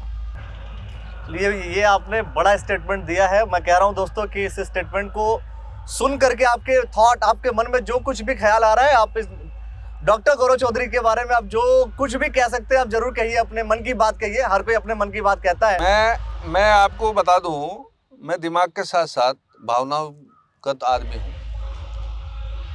चेयरमैन और भी हैं, चेयरमैन आगे भी आएंगे, बनते रहेंगे, ऐसा नहीं है। आने वाली पीढ़ी आ रही है, हो सकता है कल को एक आम जन में से ही, किसी समाज से ही कोई चेयरमैन बने। कल को ये सीट रिजर्व हो गई, एससी हो गई, तो हम थोड़ी चेयरमैन रहेंगे। नहीं तो फिर आप अपने किसी गुट को लड़ाएंगे ना, किसी गुट में। आप समझे नहीं, मैंने एक बात बताई ना, कोई अच्छा व्यक्ति होगा उसकी तो मदद करेंगे ना। क्योंकि ऐसा करेंगे ना। नहीं यहाँ पर यही तो हुआ कि मैं कह रहा हूँ, यही तो विधानसभा की मैं बात कर रहा हूँ। मैं विधानसभा पे ही आ रहा हूँ। वीरेंद्र जाति के सपोर्ट चले गए, एक जो है उनको अगर कोई नहीं मिला तो वो कांग्रेस गई। मैं अभी वीरेंद्र जाति जी का ही उदाहरण दे रहा हूँ। जितना भी हमारे लोग थे, देखिए राजनीति होती है लोगों से, हर राजनीति का व्यक्ति का एक ग्रुप होता है, वो ग्रुप छोटा हो चाहे बड़ा हो, क्योंकि पब्लिक मैंडेट के साथ ही काम करता है, एक मैनेजमेंट होता है। उस ग्रुप ने ही बेसिकली जन समूह बनाकर सपोर्ट करा के नहीं, वीरेंद्र जी को चुनाव जिता दीजिए। शेरपुर में हमारी मीटिंग हुई, पूरा शेरपुर ने एक तरफा वोट दिया, कभी बीजेपी को वोट दिया था शेरपुर ने। कोटवाल ने एक तरफा वोट दिया, कभी बीजेपी को दिया था कोटवाल ने। ऐसा नहीं है। अगर मैं मुसलमान भाइयों की बात करता हूँ, मुसलमान समाज की बात करता हूँ, वो बसपा पे भी जा सकते थे, लेकिन उन्होंने एक मैंडेट करा कि नहीं भाई, हम जो है कांग्रेस की तरफ चल रहे हैं। हरिदास जी विधायक बने भाई, उन्हें भी तो मुसलमानों ने वोट दिया होगा, ऐसा नहीं है। हरिदास जी भी यहाँ के रहतमान हैं, यहाँ लोगों के दुख दर्द में आते हैं, मैंने आपसे ये कहा, लेकिन लोगों ने दरकिनार कर दिया ना। मैंने आपसे भी एक बात कही, कल को हो सकता है लोग मुझे दरकिनार करते हैं, हो सकता है मानवेंद्र जी को दरकिनार करते हैं, ये लोगों का मैंडेट है, लेकिन मैं लोगों के साथ रहता हूँ। एक सवाल जो मैंने किया था आपसे, वो सवाल करके हम इसको वाइंड अप करेंगे कि जो प्लेग्राउंड युवाओं के लिए जो बनना चाहिए जबरेड़ा में कब बनेगा। हालांकि जो देशराज कर्णवाल जी थे वो भी कहीं खड़े होकर के इस बात का जिक्र कर रहे थे कि जबरेड़ा में भी बन सकता है, और यहाँ पे भारतीय जनता पार्टी के दो मुख्यमंत्रियों ने भी इस बात का जिक्र किया था कि यहाँ पर हम प्लेग्राउंड बनाएंगे। खैर, लेकिन आप जो है, अगर हम नगर पंचायत की बात करें, ओपन जिम तो ओपन नहीं हुआ, ओपन आपके हिसाब से वो जो है एक प्रीमाइसेस में बन गया, तो सबके लिए ओपन नहीं हुआ, अगर मैं ये कह रहा हूँ। दूसरी चीज़ कि युवाओं के लिए खेल का मैदान, जिससे कि आपके गांव का बच्चा, आपके कस्बे का बच्चा जो है एथलीट खेल सके, आपका बच्चा जो है बड़ा कोई खेल खेल सके, ऐसी व्यवस्था कब होगी और कब बन सकती है? देखिए, देशराज जी ने एक प्रयास किया था जो मेरे संज्ञान में भी है कि यहाँ जबरेड़ा मंडी का जो ग्राउंड है उससे भूमि मांगी गई थी कि यहाँ पर ग्राउंड बना दिया जाए। अब यहाँ पर चौधरी भरत सिंह इंटर कॉलेज है, वो इंटर कॉलेज जनता का है साहब, मेरा व्यक्ति विशेष का नहीं है। वो वहाँ प्लेग्राउंड है साहब, आप उसे खोल दीजिए ना, क्यों उसे 5 बजे ताला मार देते हैं? वो शादी ब्याह के लिए तो खोल दिया जाता है, जब कोई आदमी व्यक्ति शादी पे आता है तो उसके लिए खोल दिया जाता है। वो एक संस्था है, वो पब्लिक के पैसों से बनी है साहब, वहां भी ग्राउंड है ना, आप दीजिए। देखिए, ज्यादा देना पाए और जो थोड़ा है उसे छुपा दें, कुछ तो दीजिए। आज मुझे भूख लग रही है, मैं 4 रोटी नहीं दे सकता, लेकिन 2 रोटी तो दे सकता हूँ, उसकी भूख शांत तो होगी। वो बच्चे जो भी करेंगे, वहाँ अगर प्लेग्राउंड बिल्कुल ही ना हो तो समझ में आती है बात, बना हुआ है दीजिए। मंडी है, मंडी का प्रस्ताव नगर पंचायत भेजे, माननीय विधायक जी ने भेजा 1 मिनट के लिए। माननीय मुख्यमंत्री जी उस दिन जबरेड़ा आए थे, जब विधायक जी उस टाइम विधायक थे देशराज जी, उसके मंच के माध्यम से भी उन्होंने कहा। तो करनी और कथनी में मैंने पहले भी कहा फर्क है। एक जो है सवाल यह है कि आप अगला विधानसभा का चुनाव कहाँ से लड़ने वाले हैं? देखिए, 2 चीज़ हैं। पहली बात तो अभी तो हम कांग्रेस पार्टी के एक सामान्य कार्यकर्ता हैं और सामान्य कार्यकर्ता के रूप में कार्य कर रहे हैं। सामान्य कार्यकर्ता मतलब किस भी, यहाँ पे पद नहीं है? नहीं, हाँ, एक नॉर्मल कार्यकर्ता, पार्टी का मेंबर। भाई जो पद पे हैं, चाहे संगठन का पद है, चाहे कोई विधायक गण है पार्टी के, वो तो विधायक जी का तो संवैधानिक पद हो गया, और संगठन वाले वो संगठन में पद हो गए। तो आज की तारीख में हम तो एक नॉर्मल कार्यकर्ता हैं सर, क्योंकि पद नहीं है। जब पद हो जाएगा तो पद वाले कार्यकर्ता हो जाएंगे। ठीक है, ठीक है। अब जैसे सिलेंडर के रेट बढ़े थे साहब, हमारी पार्टी से आदेश हुआ, हमने विरोध करा जबरेड़ा कस्बे में बैठ के। तो जो पार्टी से हमारा आदेश आएगा, निर्देश आएगा, वो हम करते रहेंगे। जहाँ तक चुनाव की बात है, कल को पार्टी हमें कहेगी भाई वहाँ जाके लड़िए, नहीं मन कहाँ से है? देखिए कल को पहला जो मेरा मन है, कल को परिसीमन होता है। परिसीमन अगर नहीं हो रहा, अगर मान लीजिए यही चीज, मैं झबरेड़ा छोड़ करके बता रहा हूँ, क्योंकि झबरेड़ा आप बाहर से भी लड़े ना, तो मैं कह रहा हूँ यहाँ से छोड़ करके, मगर और दूसरी जगह से कहाँ से लड़ने की इच्छा है? देखिए अगर मैं वोट की राजनीति की बात करता हूँ फिलहाल अभी, तो गुजरों की जो गुजर समाज की सीट है फिर वो खानपुर बैठती है। खानपुर से लड़ेंगे आप? फिर खानपुर बैठते हैं, अगर पार्टी देगी मैं लड़ूंगा। खानपुर सीट बैठती है हमारे लिए, गुजर के लिए। मतलब खानपुर विधानसभा के एक और कांग्रेस पार्टी के कैंडिडेट मेरे सामने बैठे हैं, क्यों नहीं लड़ूंगा? ये आकलन तो पार्टी को करना है। आज पार्टी को, क्योंकि हर क्षेत्र का, विधानसभा क्षेत्र का एक राजनीतिक समीकरण होता है। इतना दलित वोट है, इतना गुजर वोट है, इतना मोमडन वोट है, इतना वैश्य समाज वोट है। तो अगर मैं अपने समाज की बात, जो मेरा परिवार खानपुर में रहता है, क्योंकि वहाँ के माननीय विधायक जो रहे पहले, उन्होंने तो कहा खानपुर छोटा सा अंग है, तो वो तो सहारनपुर जा रहे हैं साहब, वो तो सहारनपुर जा रहे हैं। इसलिए आप कांग्रेस से आप लड़ना चाह रहे हैं? नहीं, अगर क्योंकि वो भी मेरे परिवार के, आप उस कल को सवाल ये पूछेगा ना कि परिवार सामने लड़ रहा है, खिलाफ लड़ोगे एक मिनट के लिए, तो मैं तो कह रहा हूँ ना, मैं तो आपको उस दिन ये बात कहूंगा कि वो तो सहारनपुर चले गए साहब, एक मिनट के लिए। तो परिवार की भी दुर्भावना नहीं रही, नहीं तो आप मुझे कहेंगे भाई तुम हर जगह परिवार के साथ लड़ रहे हो। तो मैं उसी उद्देश्य से, खानपुर सीट गुजर के लिए बहुत अच्छी सीट है, और उमेश जी इस टाइम विधायक हैं। आने वाला भविष्य क्या होगा, वहाँ कौन विधायक बनेगा, लेकिन पार्टी अगर निर्देशित करेगी तो खानपुर चुनाव लड़ेंगे। अगर खानपुर चुनाव, ऐसी स्थिति लगती है कि अगर आप मान लीजिए लड़े, मतलब अब चूंकि हम ख्यालों की बात कर रहे हैं, हम जब एक फ्यूचरिस्टिक पर्सपेक्टिव में चर्चा कर रहे हैं, तो अगर आप कभी मान लीजिए अभी 27 का चुनाव आएगा, 27 में कांग्रेस पार्टी ने आपको कहा कि आप जो है चुनाव लड़ लीजिए खानपुर से, आपको लगता है कि मौजूदा जो विधायक है उमेश कुमार जी, उनको आप लड़ पाएंगे और वो आप जीत पाएंगे, उनको बीट कर पाएंगे?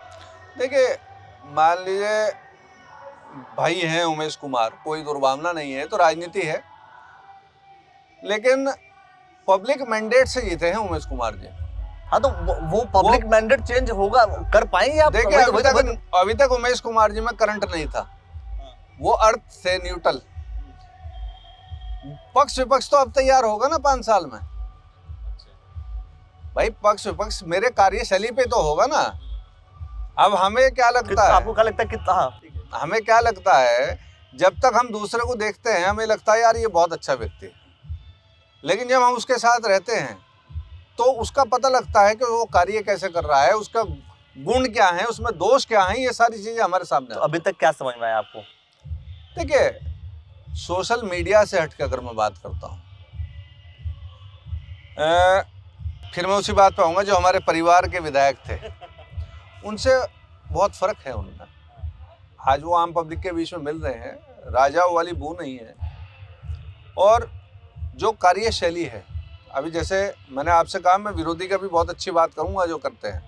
अभी उन्होंने याद रखिएगा, मैं ये बात, जो डिस्क्लेमर एक होता है, डिस्क्लेमर जब कोई फिल्म शुरू होती है तो डिस्क्लेमर होता है, तो मैं अभी ये डिस्क्लेमर बोल देता हूं मैं कि जो आप बोलने जा रहे हैं 5 साल बाद 27 के चुनाव में यूज होगा। बिल्कुल, मुझे अगर आप लड़ेंगे सामने तो मैं बिल्कुल कोई दिक्कत नहीं है। तो अगर, हाँ ठीक है, अब आप बोलिए। बिल्कुल कोई दिक्कत नहीं है। उमेश कुमार जी जो लड़कियों की शादी कर रहे हैं, अच्छी बात है, तो एक परिपाटी उन्होंने घेरी है, कोई निर्धन व्यक्ति की बिटियाओं की अगर शादी हो रही है, बहुत अच्छी बात है। अब आती है बात पब्लिक के मन की, वो पब्लिक में कितने जमेंगे साहब। अब उमेश कुमार जी का, विधायक जी का परीक्षा तो अब शुरू होती है ना। अब अभी तक तो पास है कि फेल है? अब तक पास है कि फेल है? अभी तक तो एग्जाम में नहीं बैठे ना। एग्जाम ही नहीं? अच्छा, एग्जाम में नहीं बैठे, वो विधायक बन गए, एग्जाम तो उनका अगले चुनाव में आएगा ना। अभी तो होमवर्क करना है उन्हें। तो अभी जब आप तारीफ कर रहे हैं तो यही मैंने तारीफ करी उनकी कन्याओं की। उमेश जी के अलावा कोई और भी काम करता मैं उसकी भी तारीफ करता, बात ये नहीं, लेकिन उन्होंने एक एग्जाम्पल सेट करा।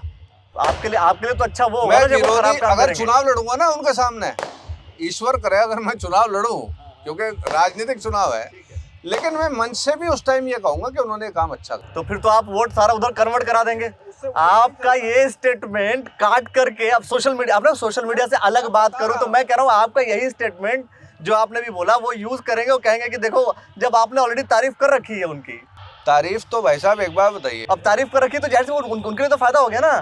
फायदा नुकसान की फिर वही बात आ गई। आप कह रहे हैं कि आप मंच पे खड़े होकर कहेंगे कि उमेश जी ने शादी करवाया, बहुत अच्छा काम किया, तो आप अपने बैठे हुए लोगों को वोट तो कन्वर्ट करा रहे हो, नहीं, वोट की बात नहीं आ रही वहाँ वो पर। शिफ्ट तो हो जाएगी ना सर। कैसे हो जाएगी? शिफ्ट क्यों नहीं? अगर आप चुनाव लड़ रहे हैं, कोई विरोधी है आपका, और आप जो है खड़े भरे मन से ये कह रहे हैं कि जी उसने अच्छा काम किया, अच्छा, जो अच्छा करे तो उसे अच्छा काम अच्छा किया ना तो वो कहूं तो साहब, जो अच्छा करे उसे अच्छा ना कहूं, उसे नहीं, बुरा आप कहूं। कहिए, मैं कह रहा हूँ ये आप एक अच्छी राजनीति की शुरुआत कर रहे हैं, मैं जो अच्छा आप है, अच्छी बात कर रहे हैं, लेकिन मैं कह रहा हूँ कि अगर हम राजनीतिक दृष्टिकोण से बात अगर करें मान्य- तो वो तो उनका वोटर तो आप शिफ्ट कर रहे हैं ना नहीं उनकी नहीं, तरफ। वोटर शिफ्ट नहीं होता भाई साहब, वोटर, बस बात सुनिए, ये वोटर ही तो शिफ्ट होता हमारा- है, हमारा- जो विधायक की बदल जाती है, चेयरमैन ही बदल जाती है, वोटर ही तो शिफ्ट होता है। उसी पे आता हूँ। हमारा क्या कहना है, हम लोग पार्टी का काम करते हैं, हम विकास के मुद्दों पर बात करते हैं, पब्लिक के साथ अन्याय हो रहा है हम उसकी बात करते हैं। यूं तो शांति कुंज वाले भी शादियां कराते हैं, वोट ऐसा थोड़ी है कि शांति कुंज जी को मिल जाएगी। वोट पब्लिक उसे देती है जो पब्लिक के बीच में रह के पब्लिक का काम करेगा। ये जनसेवा है, और ये जनसेवा हर व्यक्ति कर सकता है, सिर्फ वो विधायक हैं इसलिए हाईलाइटेड है, नहीं तो ऐसे पता नहीं कितने लोग समाज में होंगे जिनके नाम डिस्क्लोज नहीं होंगे कि वो कुछ ना कुछ इस तरह के काम करते होंगे और पर्दे के पीछे रहते होंगे। तो मैंने आपसे यही कहा, रिकॉर्डेड माध्यम से कहा कि बात उमेश जी की नहीं है। अगर वो कुछ गलत करेंगे मैं गलत भी कहूंगा, विरोध करूंगा, सड़क पर खड़ा होकर विरोध करूंगा। विरोध कैसे करूंगा आप वो सुन लीजिए। उन्होंने कहा कि चैंपियन साहब ने कोठी कब्जा रखी है, आज उमेश जी नहीं रह रहे। उन्होंने कहा हर जगह जो है सार्वजनिक स्थानों पर होल्डिंग लगा देते हैं, क्या उमेश जी नहीं लगा रहे? जो गलत बात होगी उसे गलत भी कहूंगा मैं, ऐसा नहीं है कि नहीं कहूंगा। धन और बल पे अगर चुनाव लड़ा जाता तो अंबानी इस देश के प्रधानमंत्री बन जाते हैं। चुनाव लड़ा जाता है पब्लिक से।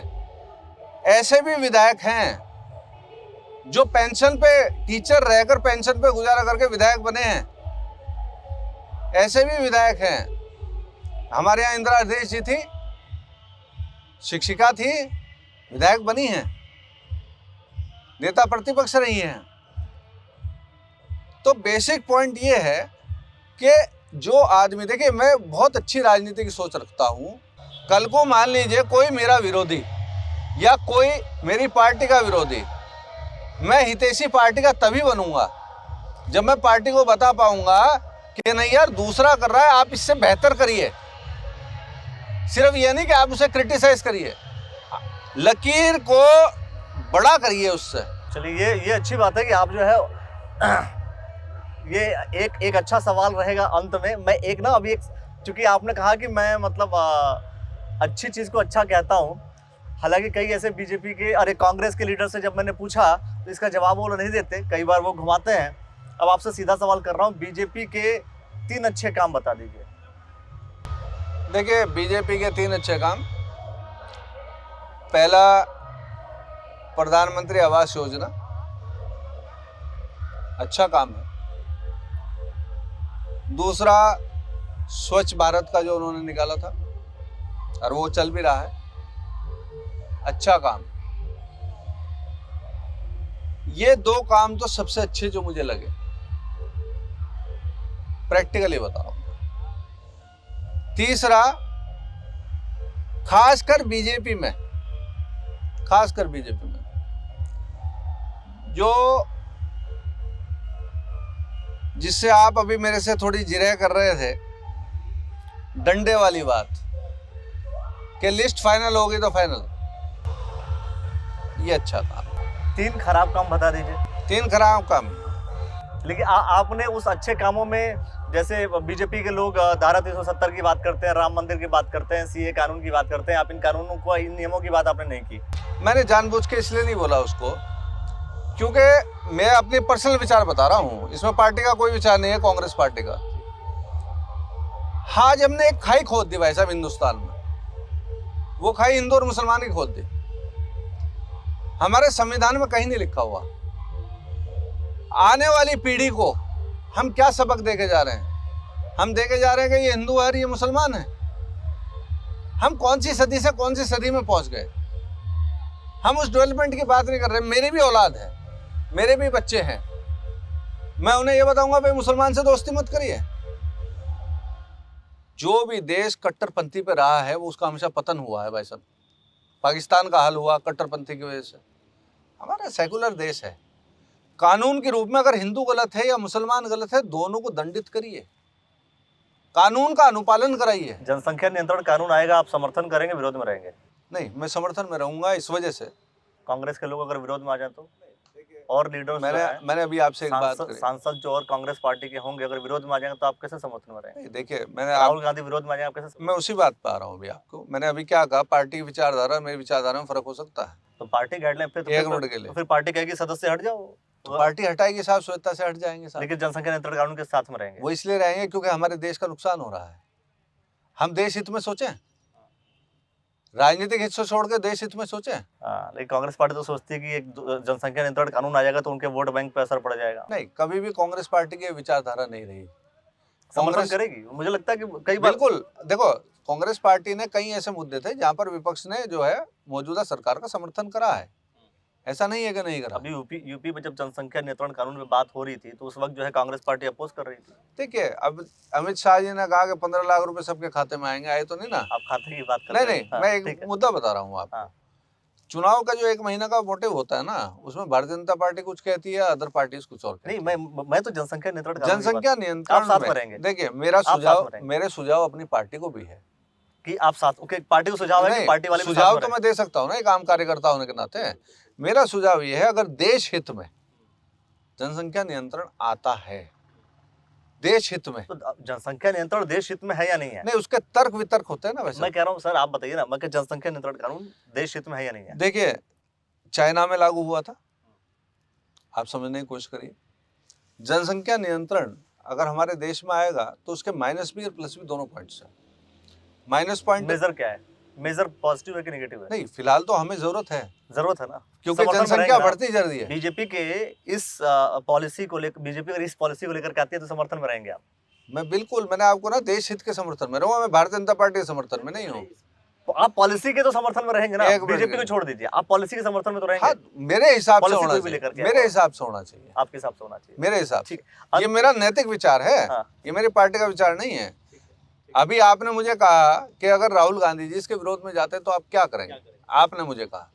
ठीक है, अगर, क्योंकि भाई वो बहुत बड़े लीडर हैं, हमारी पार्टी के सुप्रीम हैं, अगर ये मेरे पार्टी के प्रदेश अध्यक्ष या कभी कोई विचार दे कि सबके पार्टी के भिन्न विचार हैं, तो निसंकोच मैं अपना विचार यही रखूंगा कि अगर देश हित में कोई कानून लागू करना पड़ता है, चाहे उसमें जनसंख्या नियंत्रण हो, चाहे उसमें कुछ हो, कहीं से हमें 4 लेन निकालनी पड़ती है तो जमीन ऑक्युपाई करनी पड़ती है, तो भी तो देश हित में ही हो रहा है ना। कल को यहाँ से हाईवे चौड़ीकरण होने लगा, मेरी जमीन चाहिए होगी तो ले लीजिए साहब, देश हित में है, बहुत सीधी सी बात है।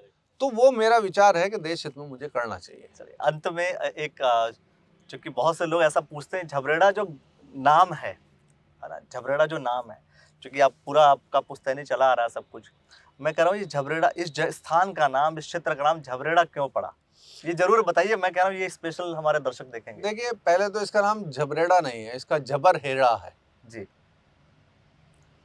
झबरहेड़ा है, झबरहेड़ा जी। जिस टाइम यहाँ पर विद्रोह हुआ, विद्रोह होने के साथ साथ जो हमारे बड़े पूर्वज थे, उन्होंने बाकायदा अंग्रेजों को खदेड़ा था। खदेड़ा के बाद जब शिवाजी मराठा यहाँ थे, तब उनका साथ देकर अंग्रेजों को यहाँ खदेड़ा गया था। और खदेड़ने के बाद जितनी भी आप जमींदारी देख रहे हैं, ये हमारे जो ग्रेट ग्रैंडफादर्स थे उनको दे गए थे। उनके वंशज हम चलते आए, उनके वंशज चलते चलते फिर जमींदारी एक्ट लागू हुआ। जमींदारी एक्ट में अब वही बात आ गई कि लंडोरा रियासत और झबरेड़ा रियासत का क्या है। पहले सब लोग ही रहते थे, भामल और शामल 2 भाई हुआ करते थे। भामल झबरेड़े रह गए थे, भाई बंटवार का खेल था। जब परिवार बड़ा हो जाता है, जमीनें बढ़ जाती हैं, और शामल जो थे वो लंडोरा चले गए थे। तो हम लोग जो है भामल से हैं, वो लोग शामल से हैं। आज भी भामल का मंदिर झबरेड़े में है, शामल जी का मंदिर लंडोरा पे है। तो वो परिवार फिर आगे बढ़ते चले गए और अपनी अपनी उन्होंने राजनीतिक विरासतें थाम ली, अपने अपने क्षेत्र कर लिए। सिर्फ इतना था कि जो हमारी जैसी पीढ़ी थी उसके दिमाग का माइंड सेटअप चेंज हो गया, संविधान बन गया है भाई, राजा रानी नहीं रहे, अपना एक आम आदमी की तरह जीवन जिए। और जो हमारे परिवार दूसरे हैं वो शायद अभी चेंज नहीं कर पाए सिनेरियो को। लेकिन मेरी पारिवारिक रूप से उनको सलाह है, राजनीतिक भी आप समझ लीजिए क्योंकि वो भी राजनीति में, मैं भी हूँ, समय परिवर्तित हो गया। आम जन के साथ रह के आम जनता की तरह जुड़िए। आज आप सम्मान देंगे तो सम्मान मिलेगा, आप सम्मान नहीं देंगे तो आपको कोई नमस्ते करने वाला नहीं मिलेगा। ये हुआ है, ये हमारा इतिहास गवाह है। जहाँ तक झबरेड़ा, मैं भी आ रहा हूँ उसी बात पे, जहाँ तक अपने इसकी बात करेंगे, गीता आपने पढ़ी होगी, भगवत गीता या वो आपने सुना होगा, क्योंकि मैं अक्सर ये चीज़ें थोड़ी बहुत पढ़ता रहता हूँ। वहाँ पर जब युद्ध चल रहा था तो अर्जुन ने अपने अस्त्र त्याग दिए थे क्योंकि परिवारजन सामने थे। तो श्री कृष्ण ने कहा कि भैया कैसे होगा, युद्ध कैसे लड़ा जाएगा। उन्होंने कहा भाई मैं अपने परिवारजन पे कैसे शस्त्र उठा दूं। तो भगवान कृष्ण ने यह कहा था कि भाई तुम्हारा कर्म और धर्म दोनों काम है तुम्हारे, तुम क्षत्रिय हो तो क्षत्रिय का कर्म करिए, आप अपना लड़ाई लड़िए, और धर्म यह है कि तुम सत्य के साथ लड़ रहे हो। अगर नहीं लड़ोगे तो कायर कहलाओगे, और अगर हार भी गए तो वीर गति को प्राप्त हो जाओगे। अभी आपने एक बात और कही, मुझे याद आ गई, मैं एक सेकंड और लूंगा आपका। जी। आपने कहा विपक्षी की तारीफ करते हैं, रिकॉर्डेड होगा। जिस टाइम अर्जुन और कर्ण का युद्ध चल रहा था, भगवान कृष्ण सारथी थे, तो जब अर्जुन तीर चलाते थे तो कर्ण का रथ 1 या 2 कदम पीछे जाता था। जब कर्ण तीर चलाता था तो अर्जुन का रथ 5 से 7 कदम पीछे जाता था। तो भगवान कृष्ण जो है कर्ण की बड़ी तारीफ करते थे कि भाई बहुत योद्धा, बहुत अच्छे हैं। तो अर्जुन कहता है कि भाई मैं भी तो उसको खदेड़ रहा हूँ, आप मेरी तारीफ नहीं कर रहे। तो भगवान कृष्ण ने कहा कि भाई बात सुनिए, शेष नाग तुम्हारे रथ के उसमें लिपटा हुआ है टैरों में, खुद श्री हनुमान जी तुम्हारे ऊपर बैठे हैं रथ पे, और पूरे ब्रह्मांड का भार लिए मैं बैठा हूं यहाँ पर, तब तुम्हारा रथ जा रहा है। तो विरोधी की तारीफ तो उन्होंने भी करी थी उस टाइम। भाई उन्होंने भी तो अच्छी तारीफ करी थी, लेकिन कहाँ थे वो, सत्य के साथ थे। मतलब आप सत्य के साथ हैं, मैं सत्य के साथ हूं। विरोधी भी कोई रहेगा उसका समर्थन। देखिए मैंने क्या कहा, अच्छी बात, मैं राजनीति करता हूँ बहुत ही अच्छी, नहीं करूंगा तो अपने घर चला जाऊंगा भाई। मेरी कोई लालसा नहीं है, मेरी कोई रोजी रोटी राजनीति नहीं है। मैं अपने घर जाऊंगा, अपना व्यापार देखूंगा, बच्चे पालूंगा, एक आम जीवन जीऊंगा। लेकिन मेरी धरोहर क्या है कि जब तक मैं जिंदा हूँ, अगर हम लोग ही गलत को गलत नहीं कहेंगे, सही को सही नहीं कहेंगे, फिर हमारे में औरों में फर्क क्या रह गया। जब मैं जो सवाल कर रहा था आपसे कि झबरहेड़ा, जो आप बता, झबरहेड़ा नाम रखा गया, क्यों रखा गया था? क्योंकि मैं चाहता हूँ कि ये चीज़ लोगों को पता रहे।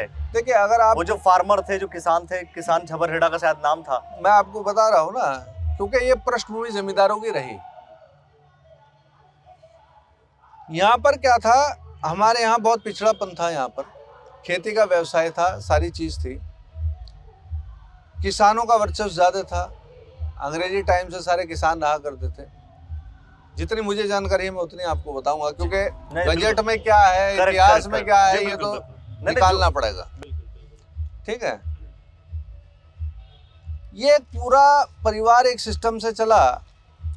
परिवार से मतलब है जो उस समय के लोग थे, जब उन्होंने लड़ाई लड़ी और जो वो करे उस चीज को, क्योंकि किसान वर्ग यहाँ जाते था, जब अंग्रेजों के खिलाफ वो लड़े तो वो शहीद भी हो गए। और जो हमारे सेनापति थे, जिनका वंशज हम चलते आ रहे हैं, जिनके वंशज हम चलते आ रहे हैं, हम कोई राजा नहीं थे साहब, हम जमींदार लोग थे। जो लोग राजा कहते जमींदार वो होते हैं जिनमें जमीनें बहुत होती हैं, हम लोग जमींदार थे। और चौधरी भी इसलिए क्योंकि चौधरी उपाधि है, चौधरी सरनेम नहीं है। एक व्यक्ति जो चौधरी बनता है वो इसलिए होता है कि समाज का भला कर सके। उसको चौधरी बोलते हैं, जिसको चौधरी गाँव का बोलते हैं। चौधरी है। हाँ। चौधरी कोई सरनेम नहीं होता है, हमारा सरनेम पवार है, हम कुबड़ है, गुजर में कुबड़ है हम लोग।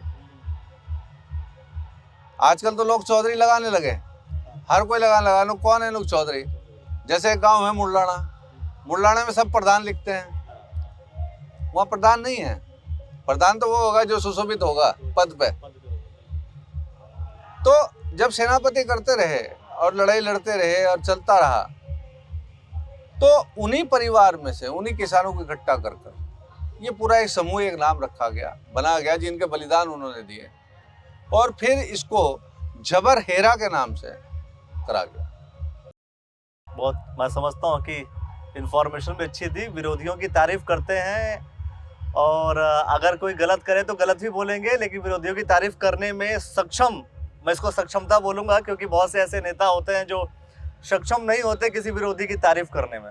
अक्षमता सक्षमता मैं इसलिए बोल रहा हूँ क्योंकि इसके लिए एक पावर, गट्स जिसको हम बोलते हैं, एक हिम्मत की ज़रूरत होती है कि जहाँ पर हम विरोधी की भी तारीफ कर सकें।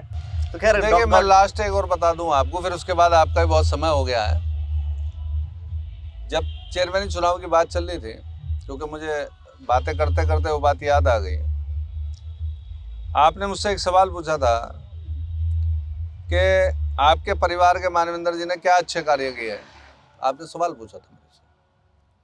मैंने आपसे कहा कि सड़क और नाले सभी बनाते हैं।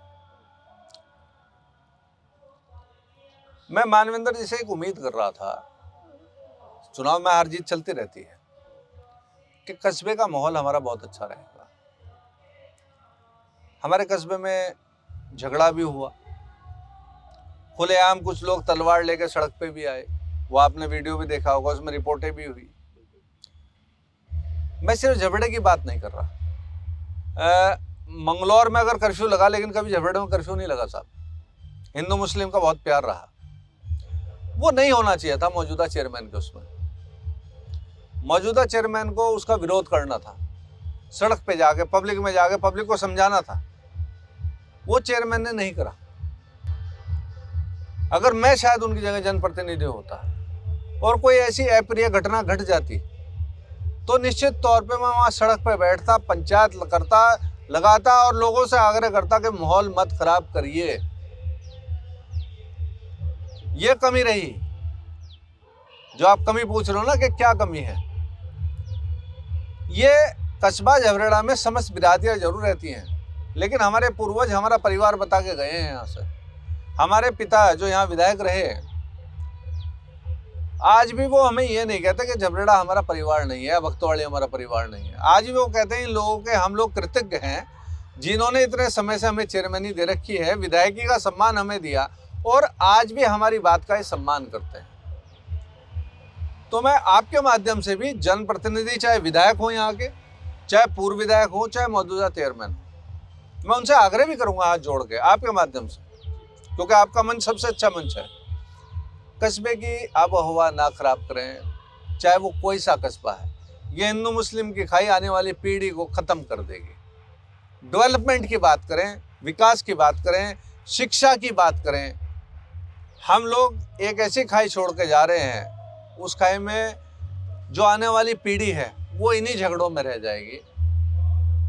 मैं आपके माध्यम से आग्रह करता हूं हर उस जनप्रतिनिधि से कि संविधान सिखाएं, संविधान का सम्मान करें, और ये भावनाएं, जो भी आदमी हिंदू मुस्लिम की या इस तरह की कोई भावना बढ़ाता है, उस पर कानूनी रूप से कार्रवाई करवाएं और सद्भावना बनाए रखें। मैं आपके माध्यम से कहना चाहता हूँ। मैं समझता हूँ कि ये स्टेटमेंट आपकी जो भावनाएं हैं, जो शब्द हैं, इन शब्दों को सुन करके मैं कह रहा हूँ कि दर्शक क्या कुछ कहना चाहते हैं। डॉक्टर गौरव चौधरी जी ने अपने मन की बात कही है, और झबरेड़ा नगर पंचायत की भी बात की, और अन्य जगहों की भी बात की, यहाँ तक कि हमने स्टेट लेवल की भी बात की। तो इन सभी विषयों को देखते हुए, सुनते हुए, समझते हुए क्या कुछ आप डॉक्टर गौरव चौधरी के लिए कहना चाहेंगे?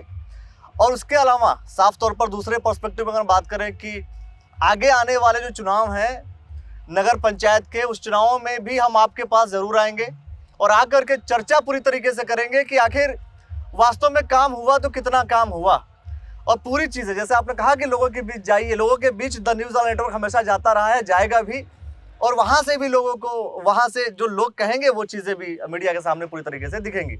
तो आपने जो सर समय दिया हमें, इसके लिए आपका बहुत बहुत धन्यवाद। बहुत बहुत धन्यवाद आपका। तो दोस्तों, वीडियो को लाइक कर लीजिए, शेयर कर लीजिए, और जो कुछ मन में है अपनी प्रतिक्रियाएं जरूर दीजिए।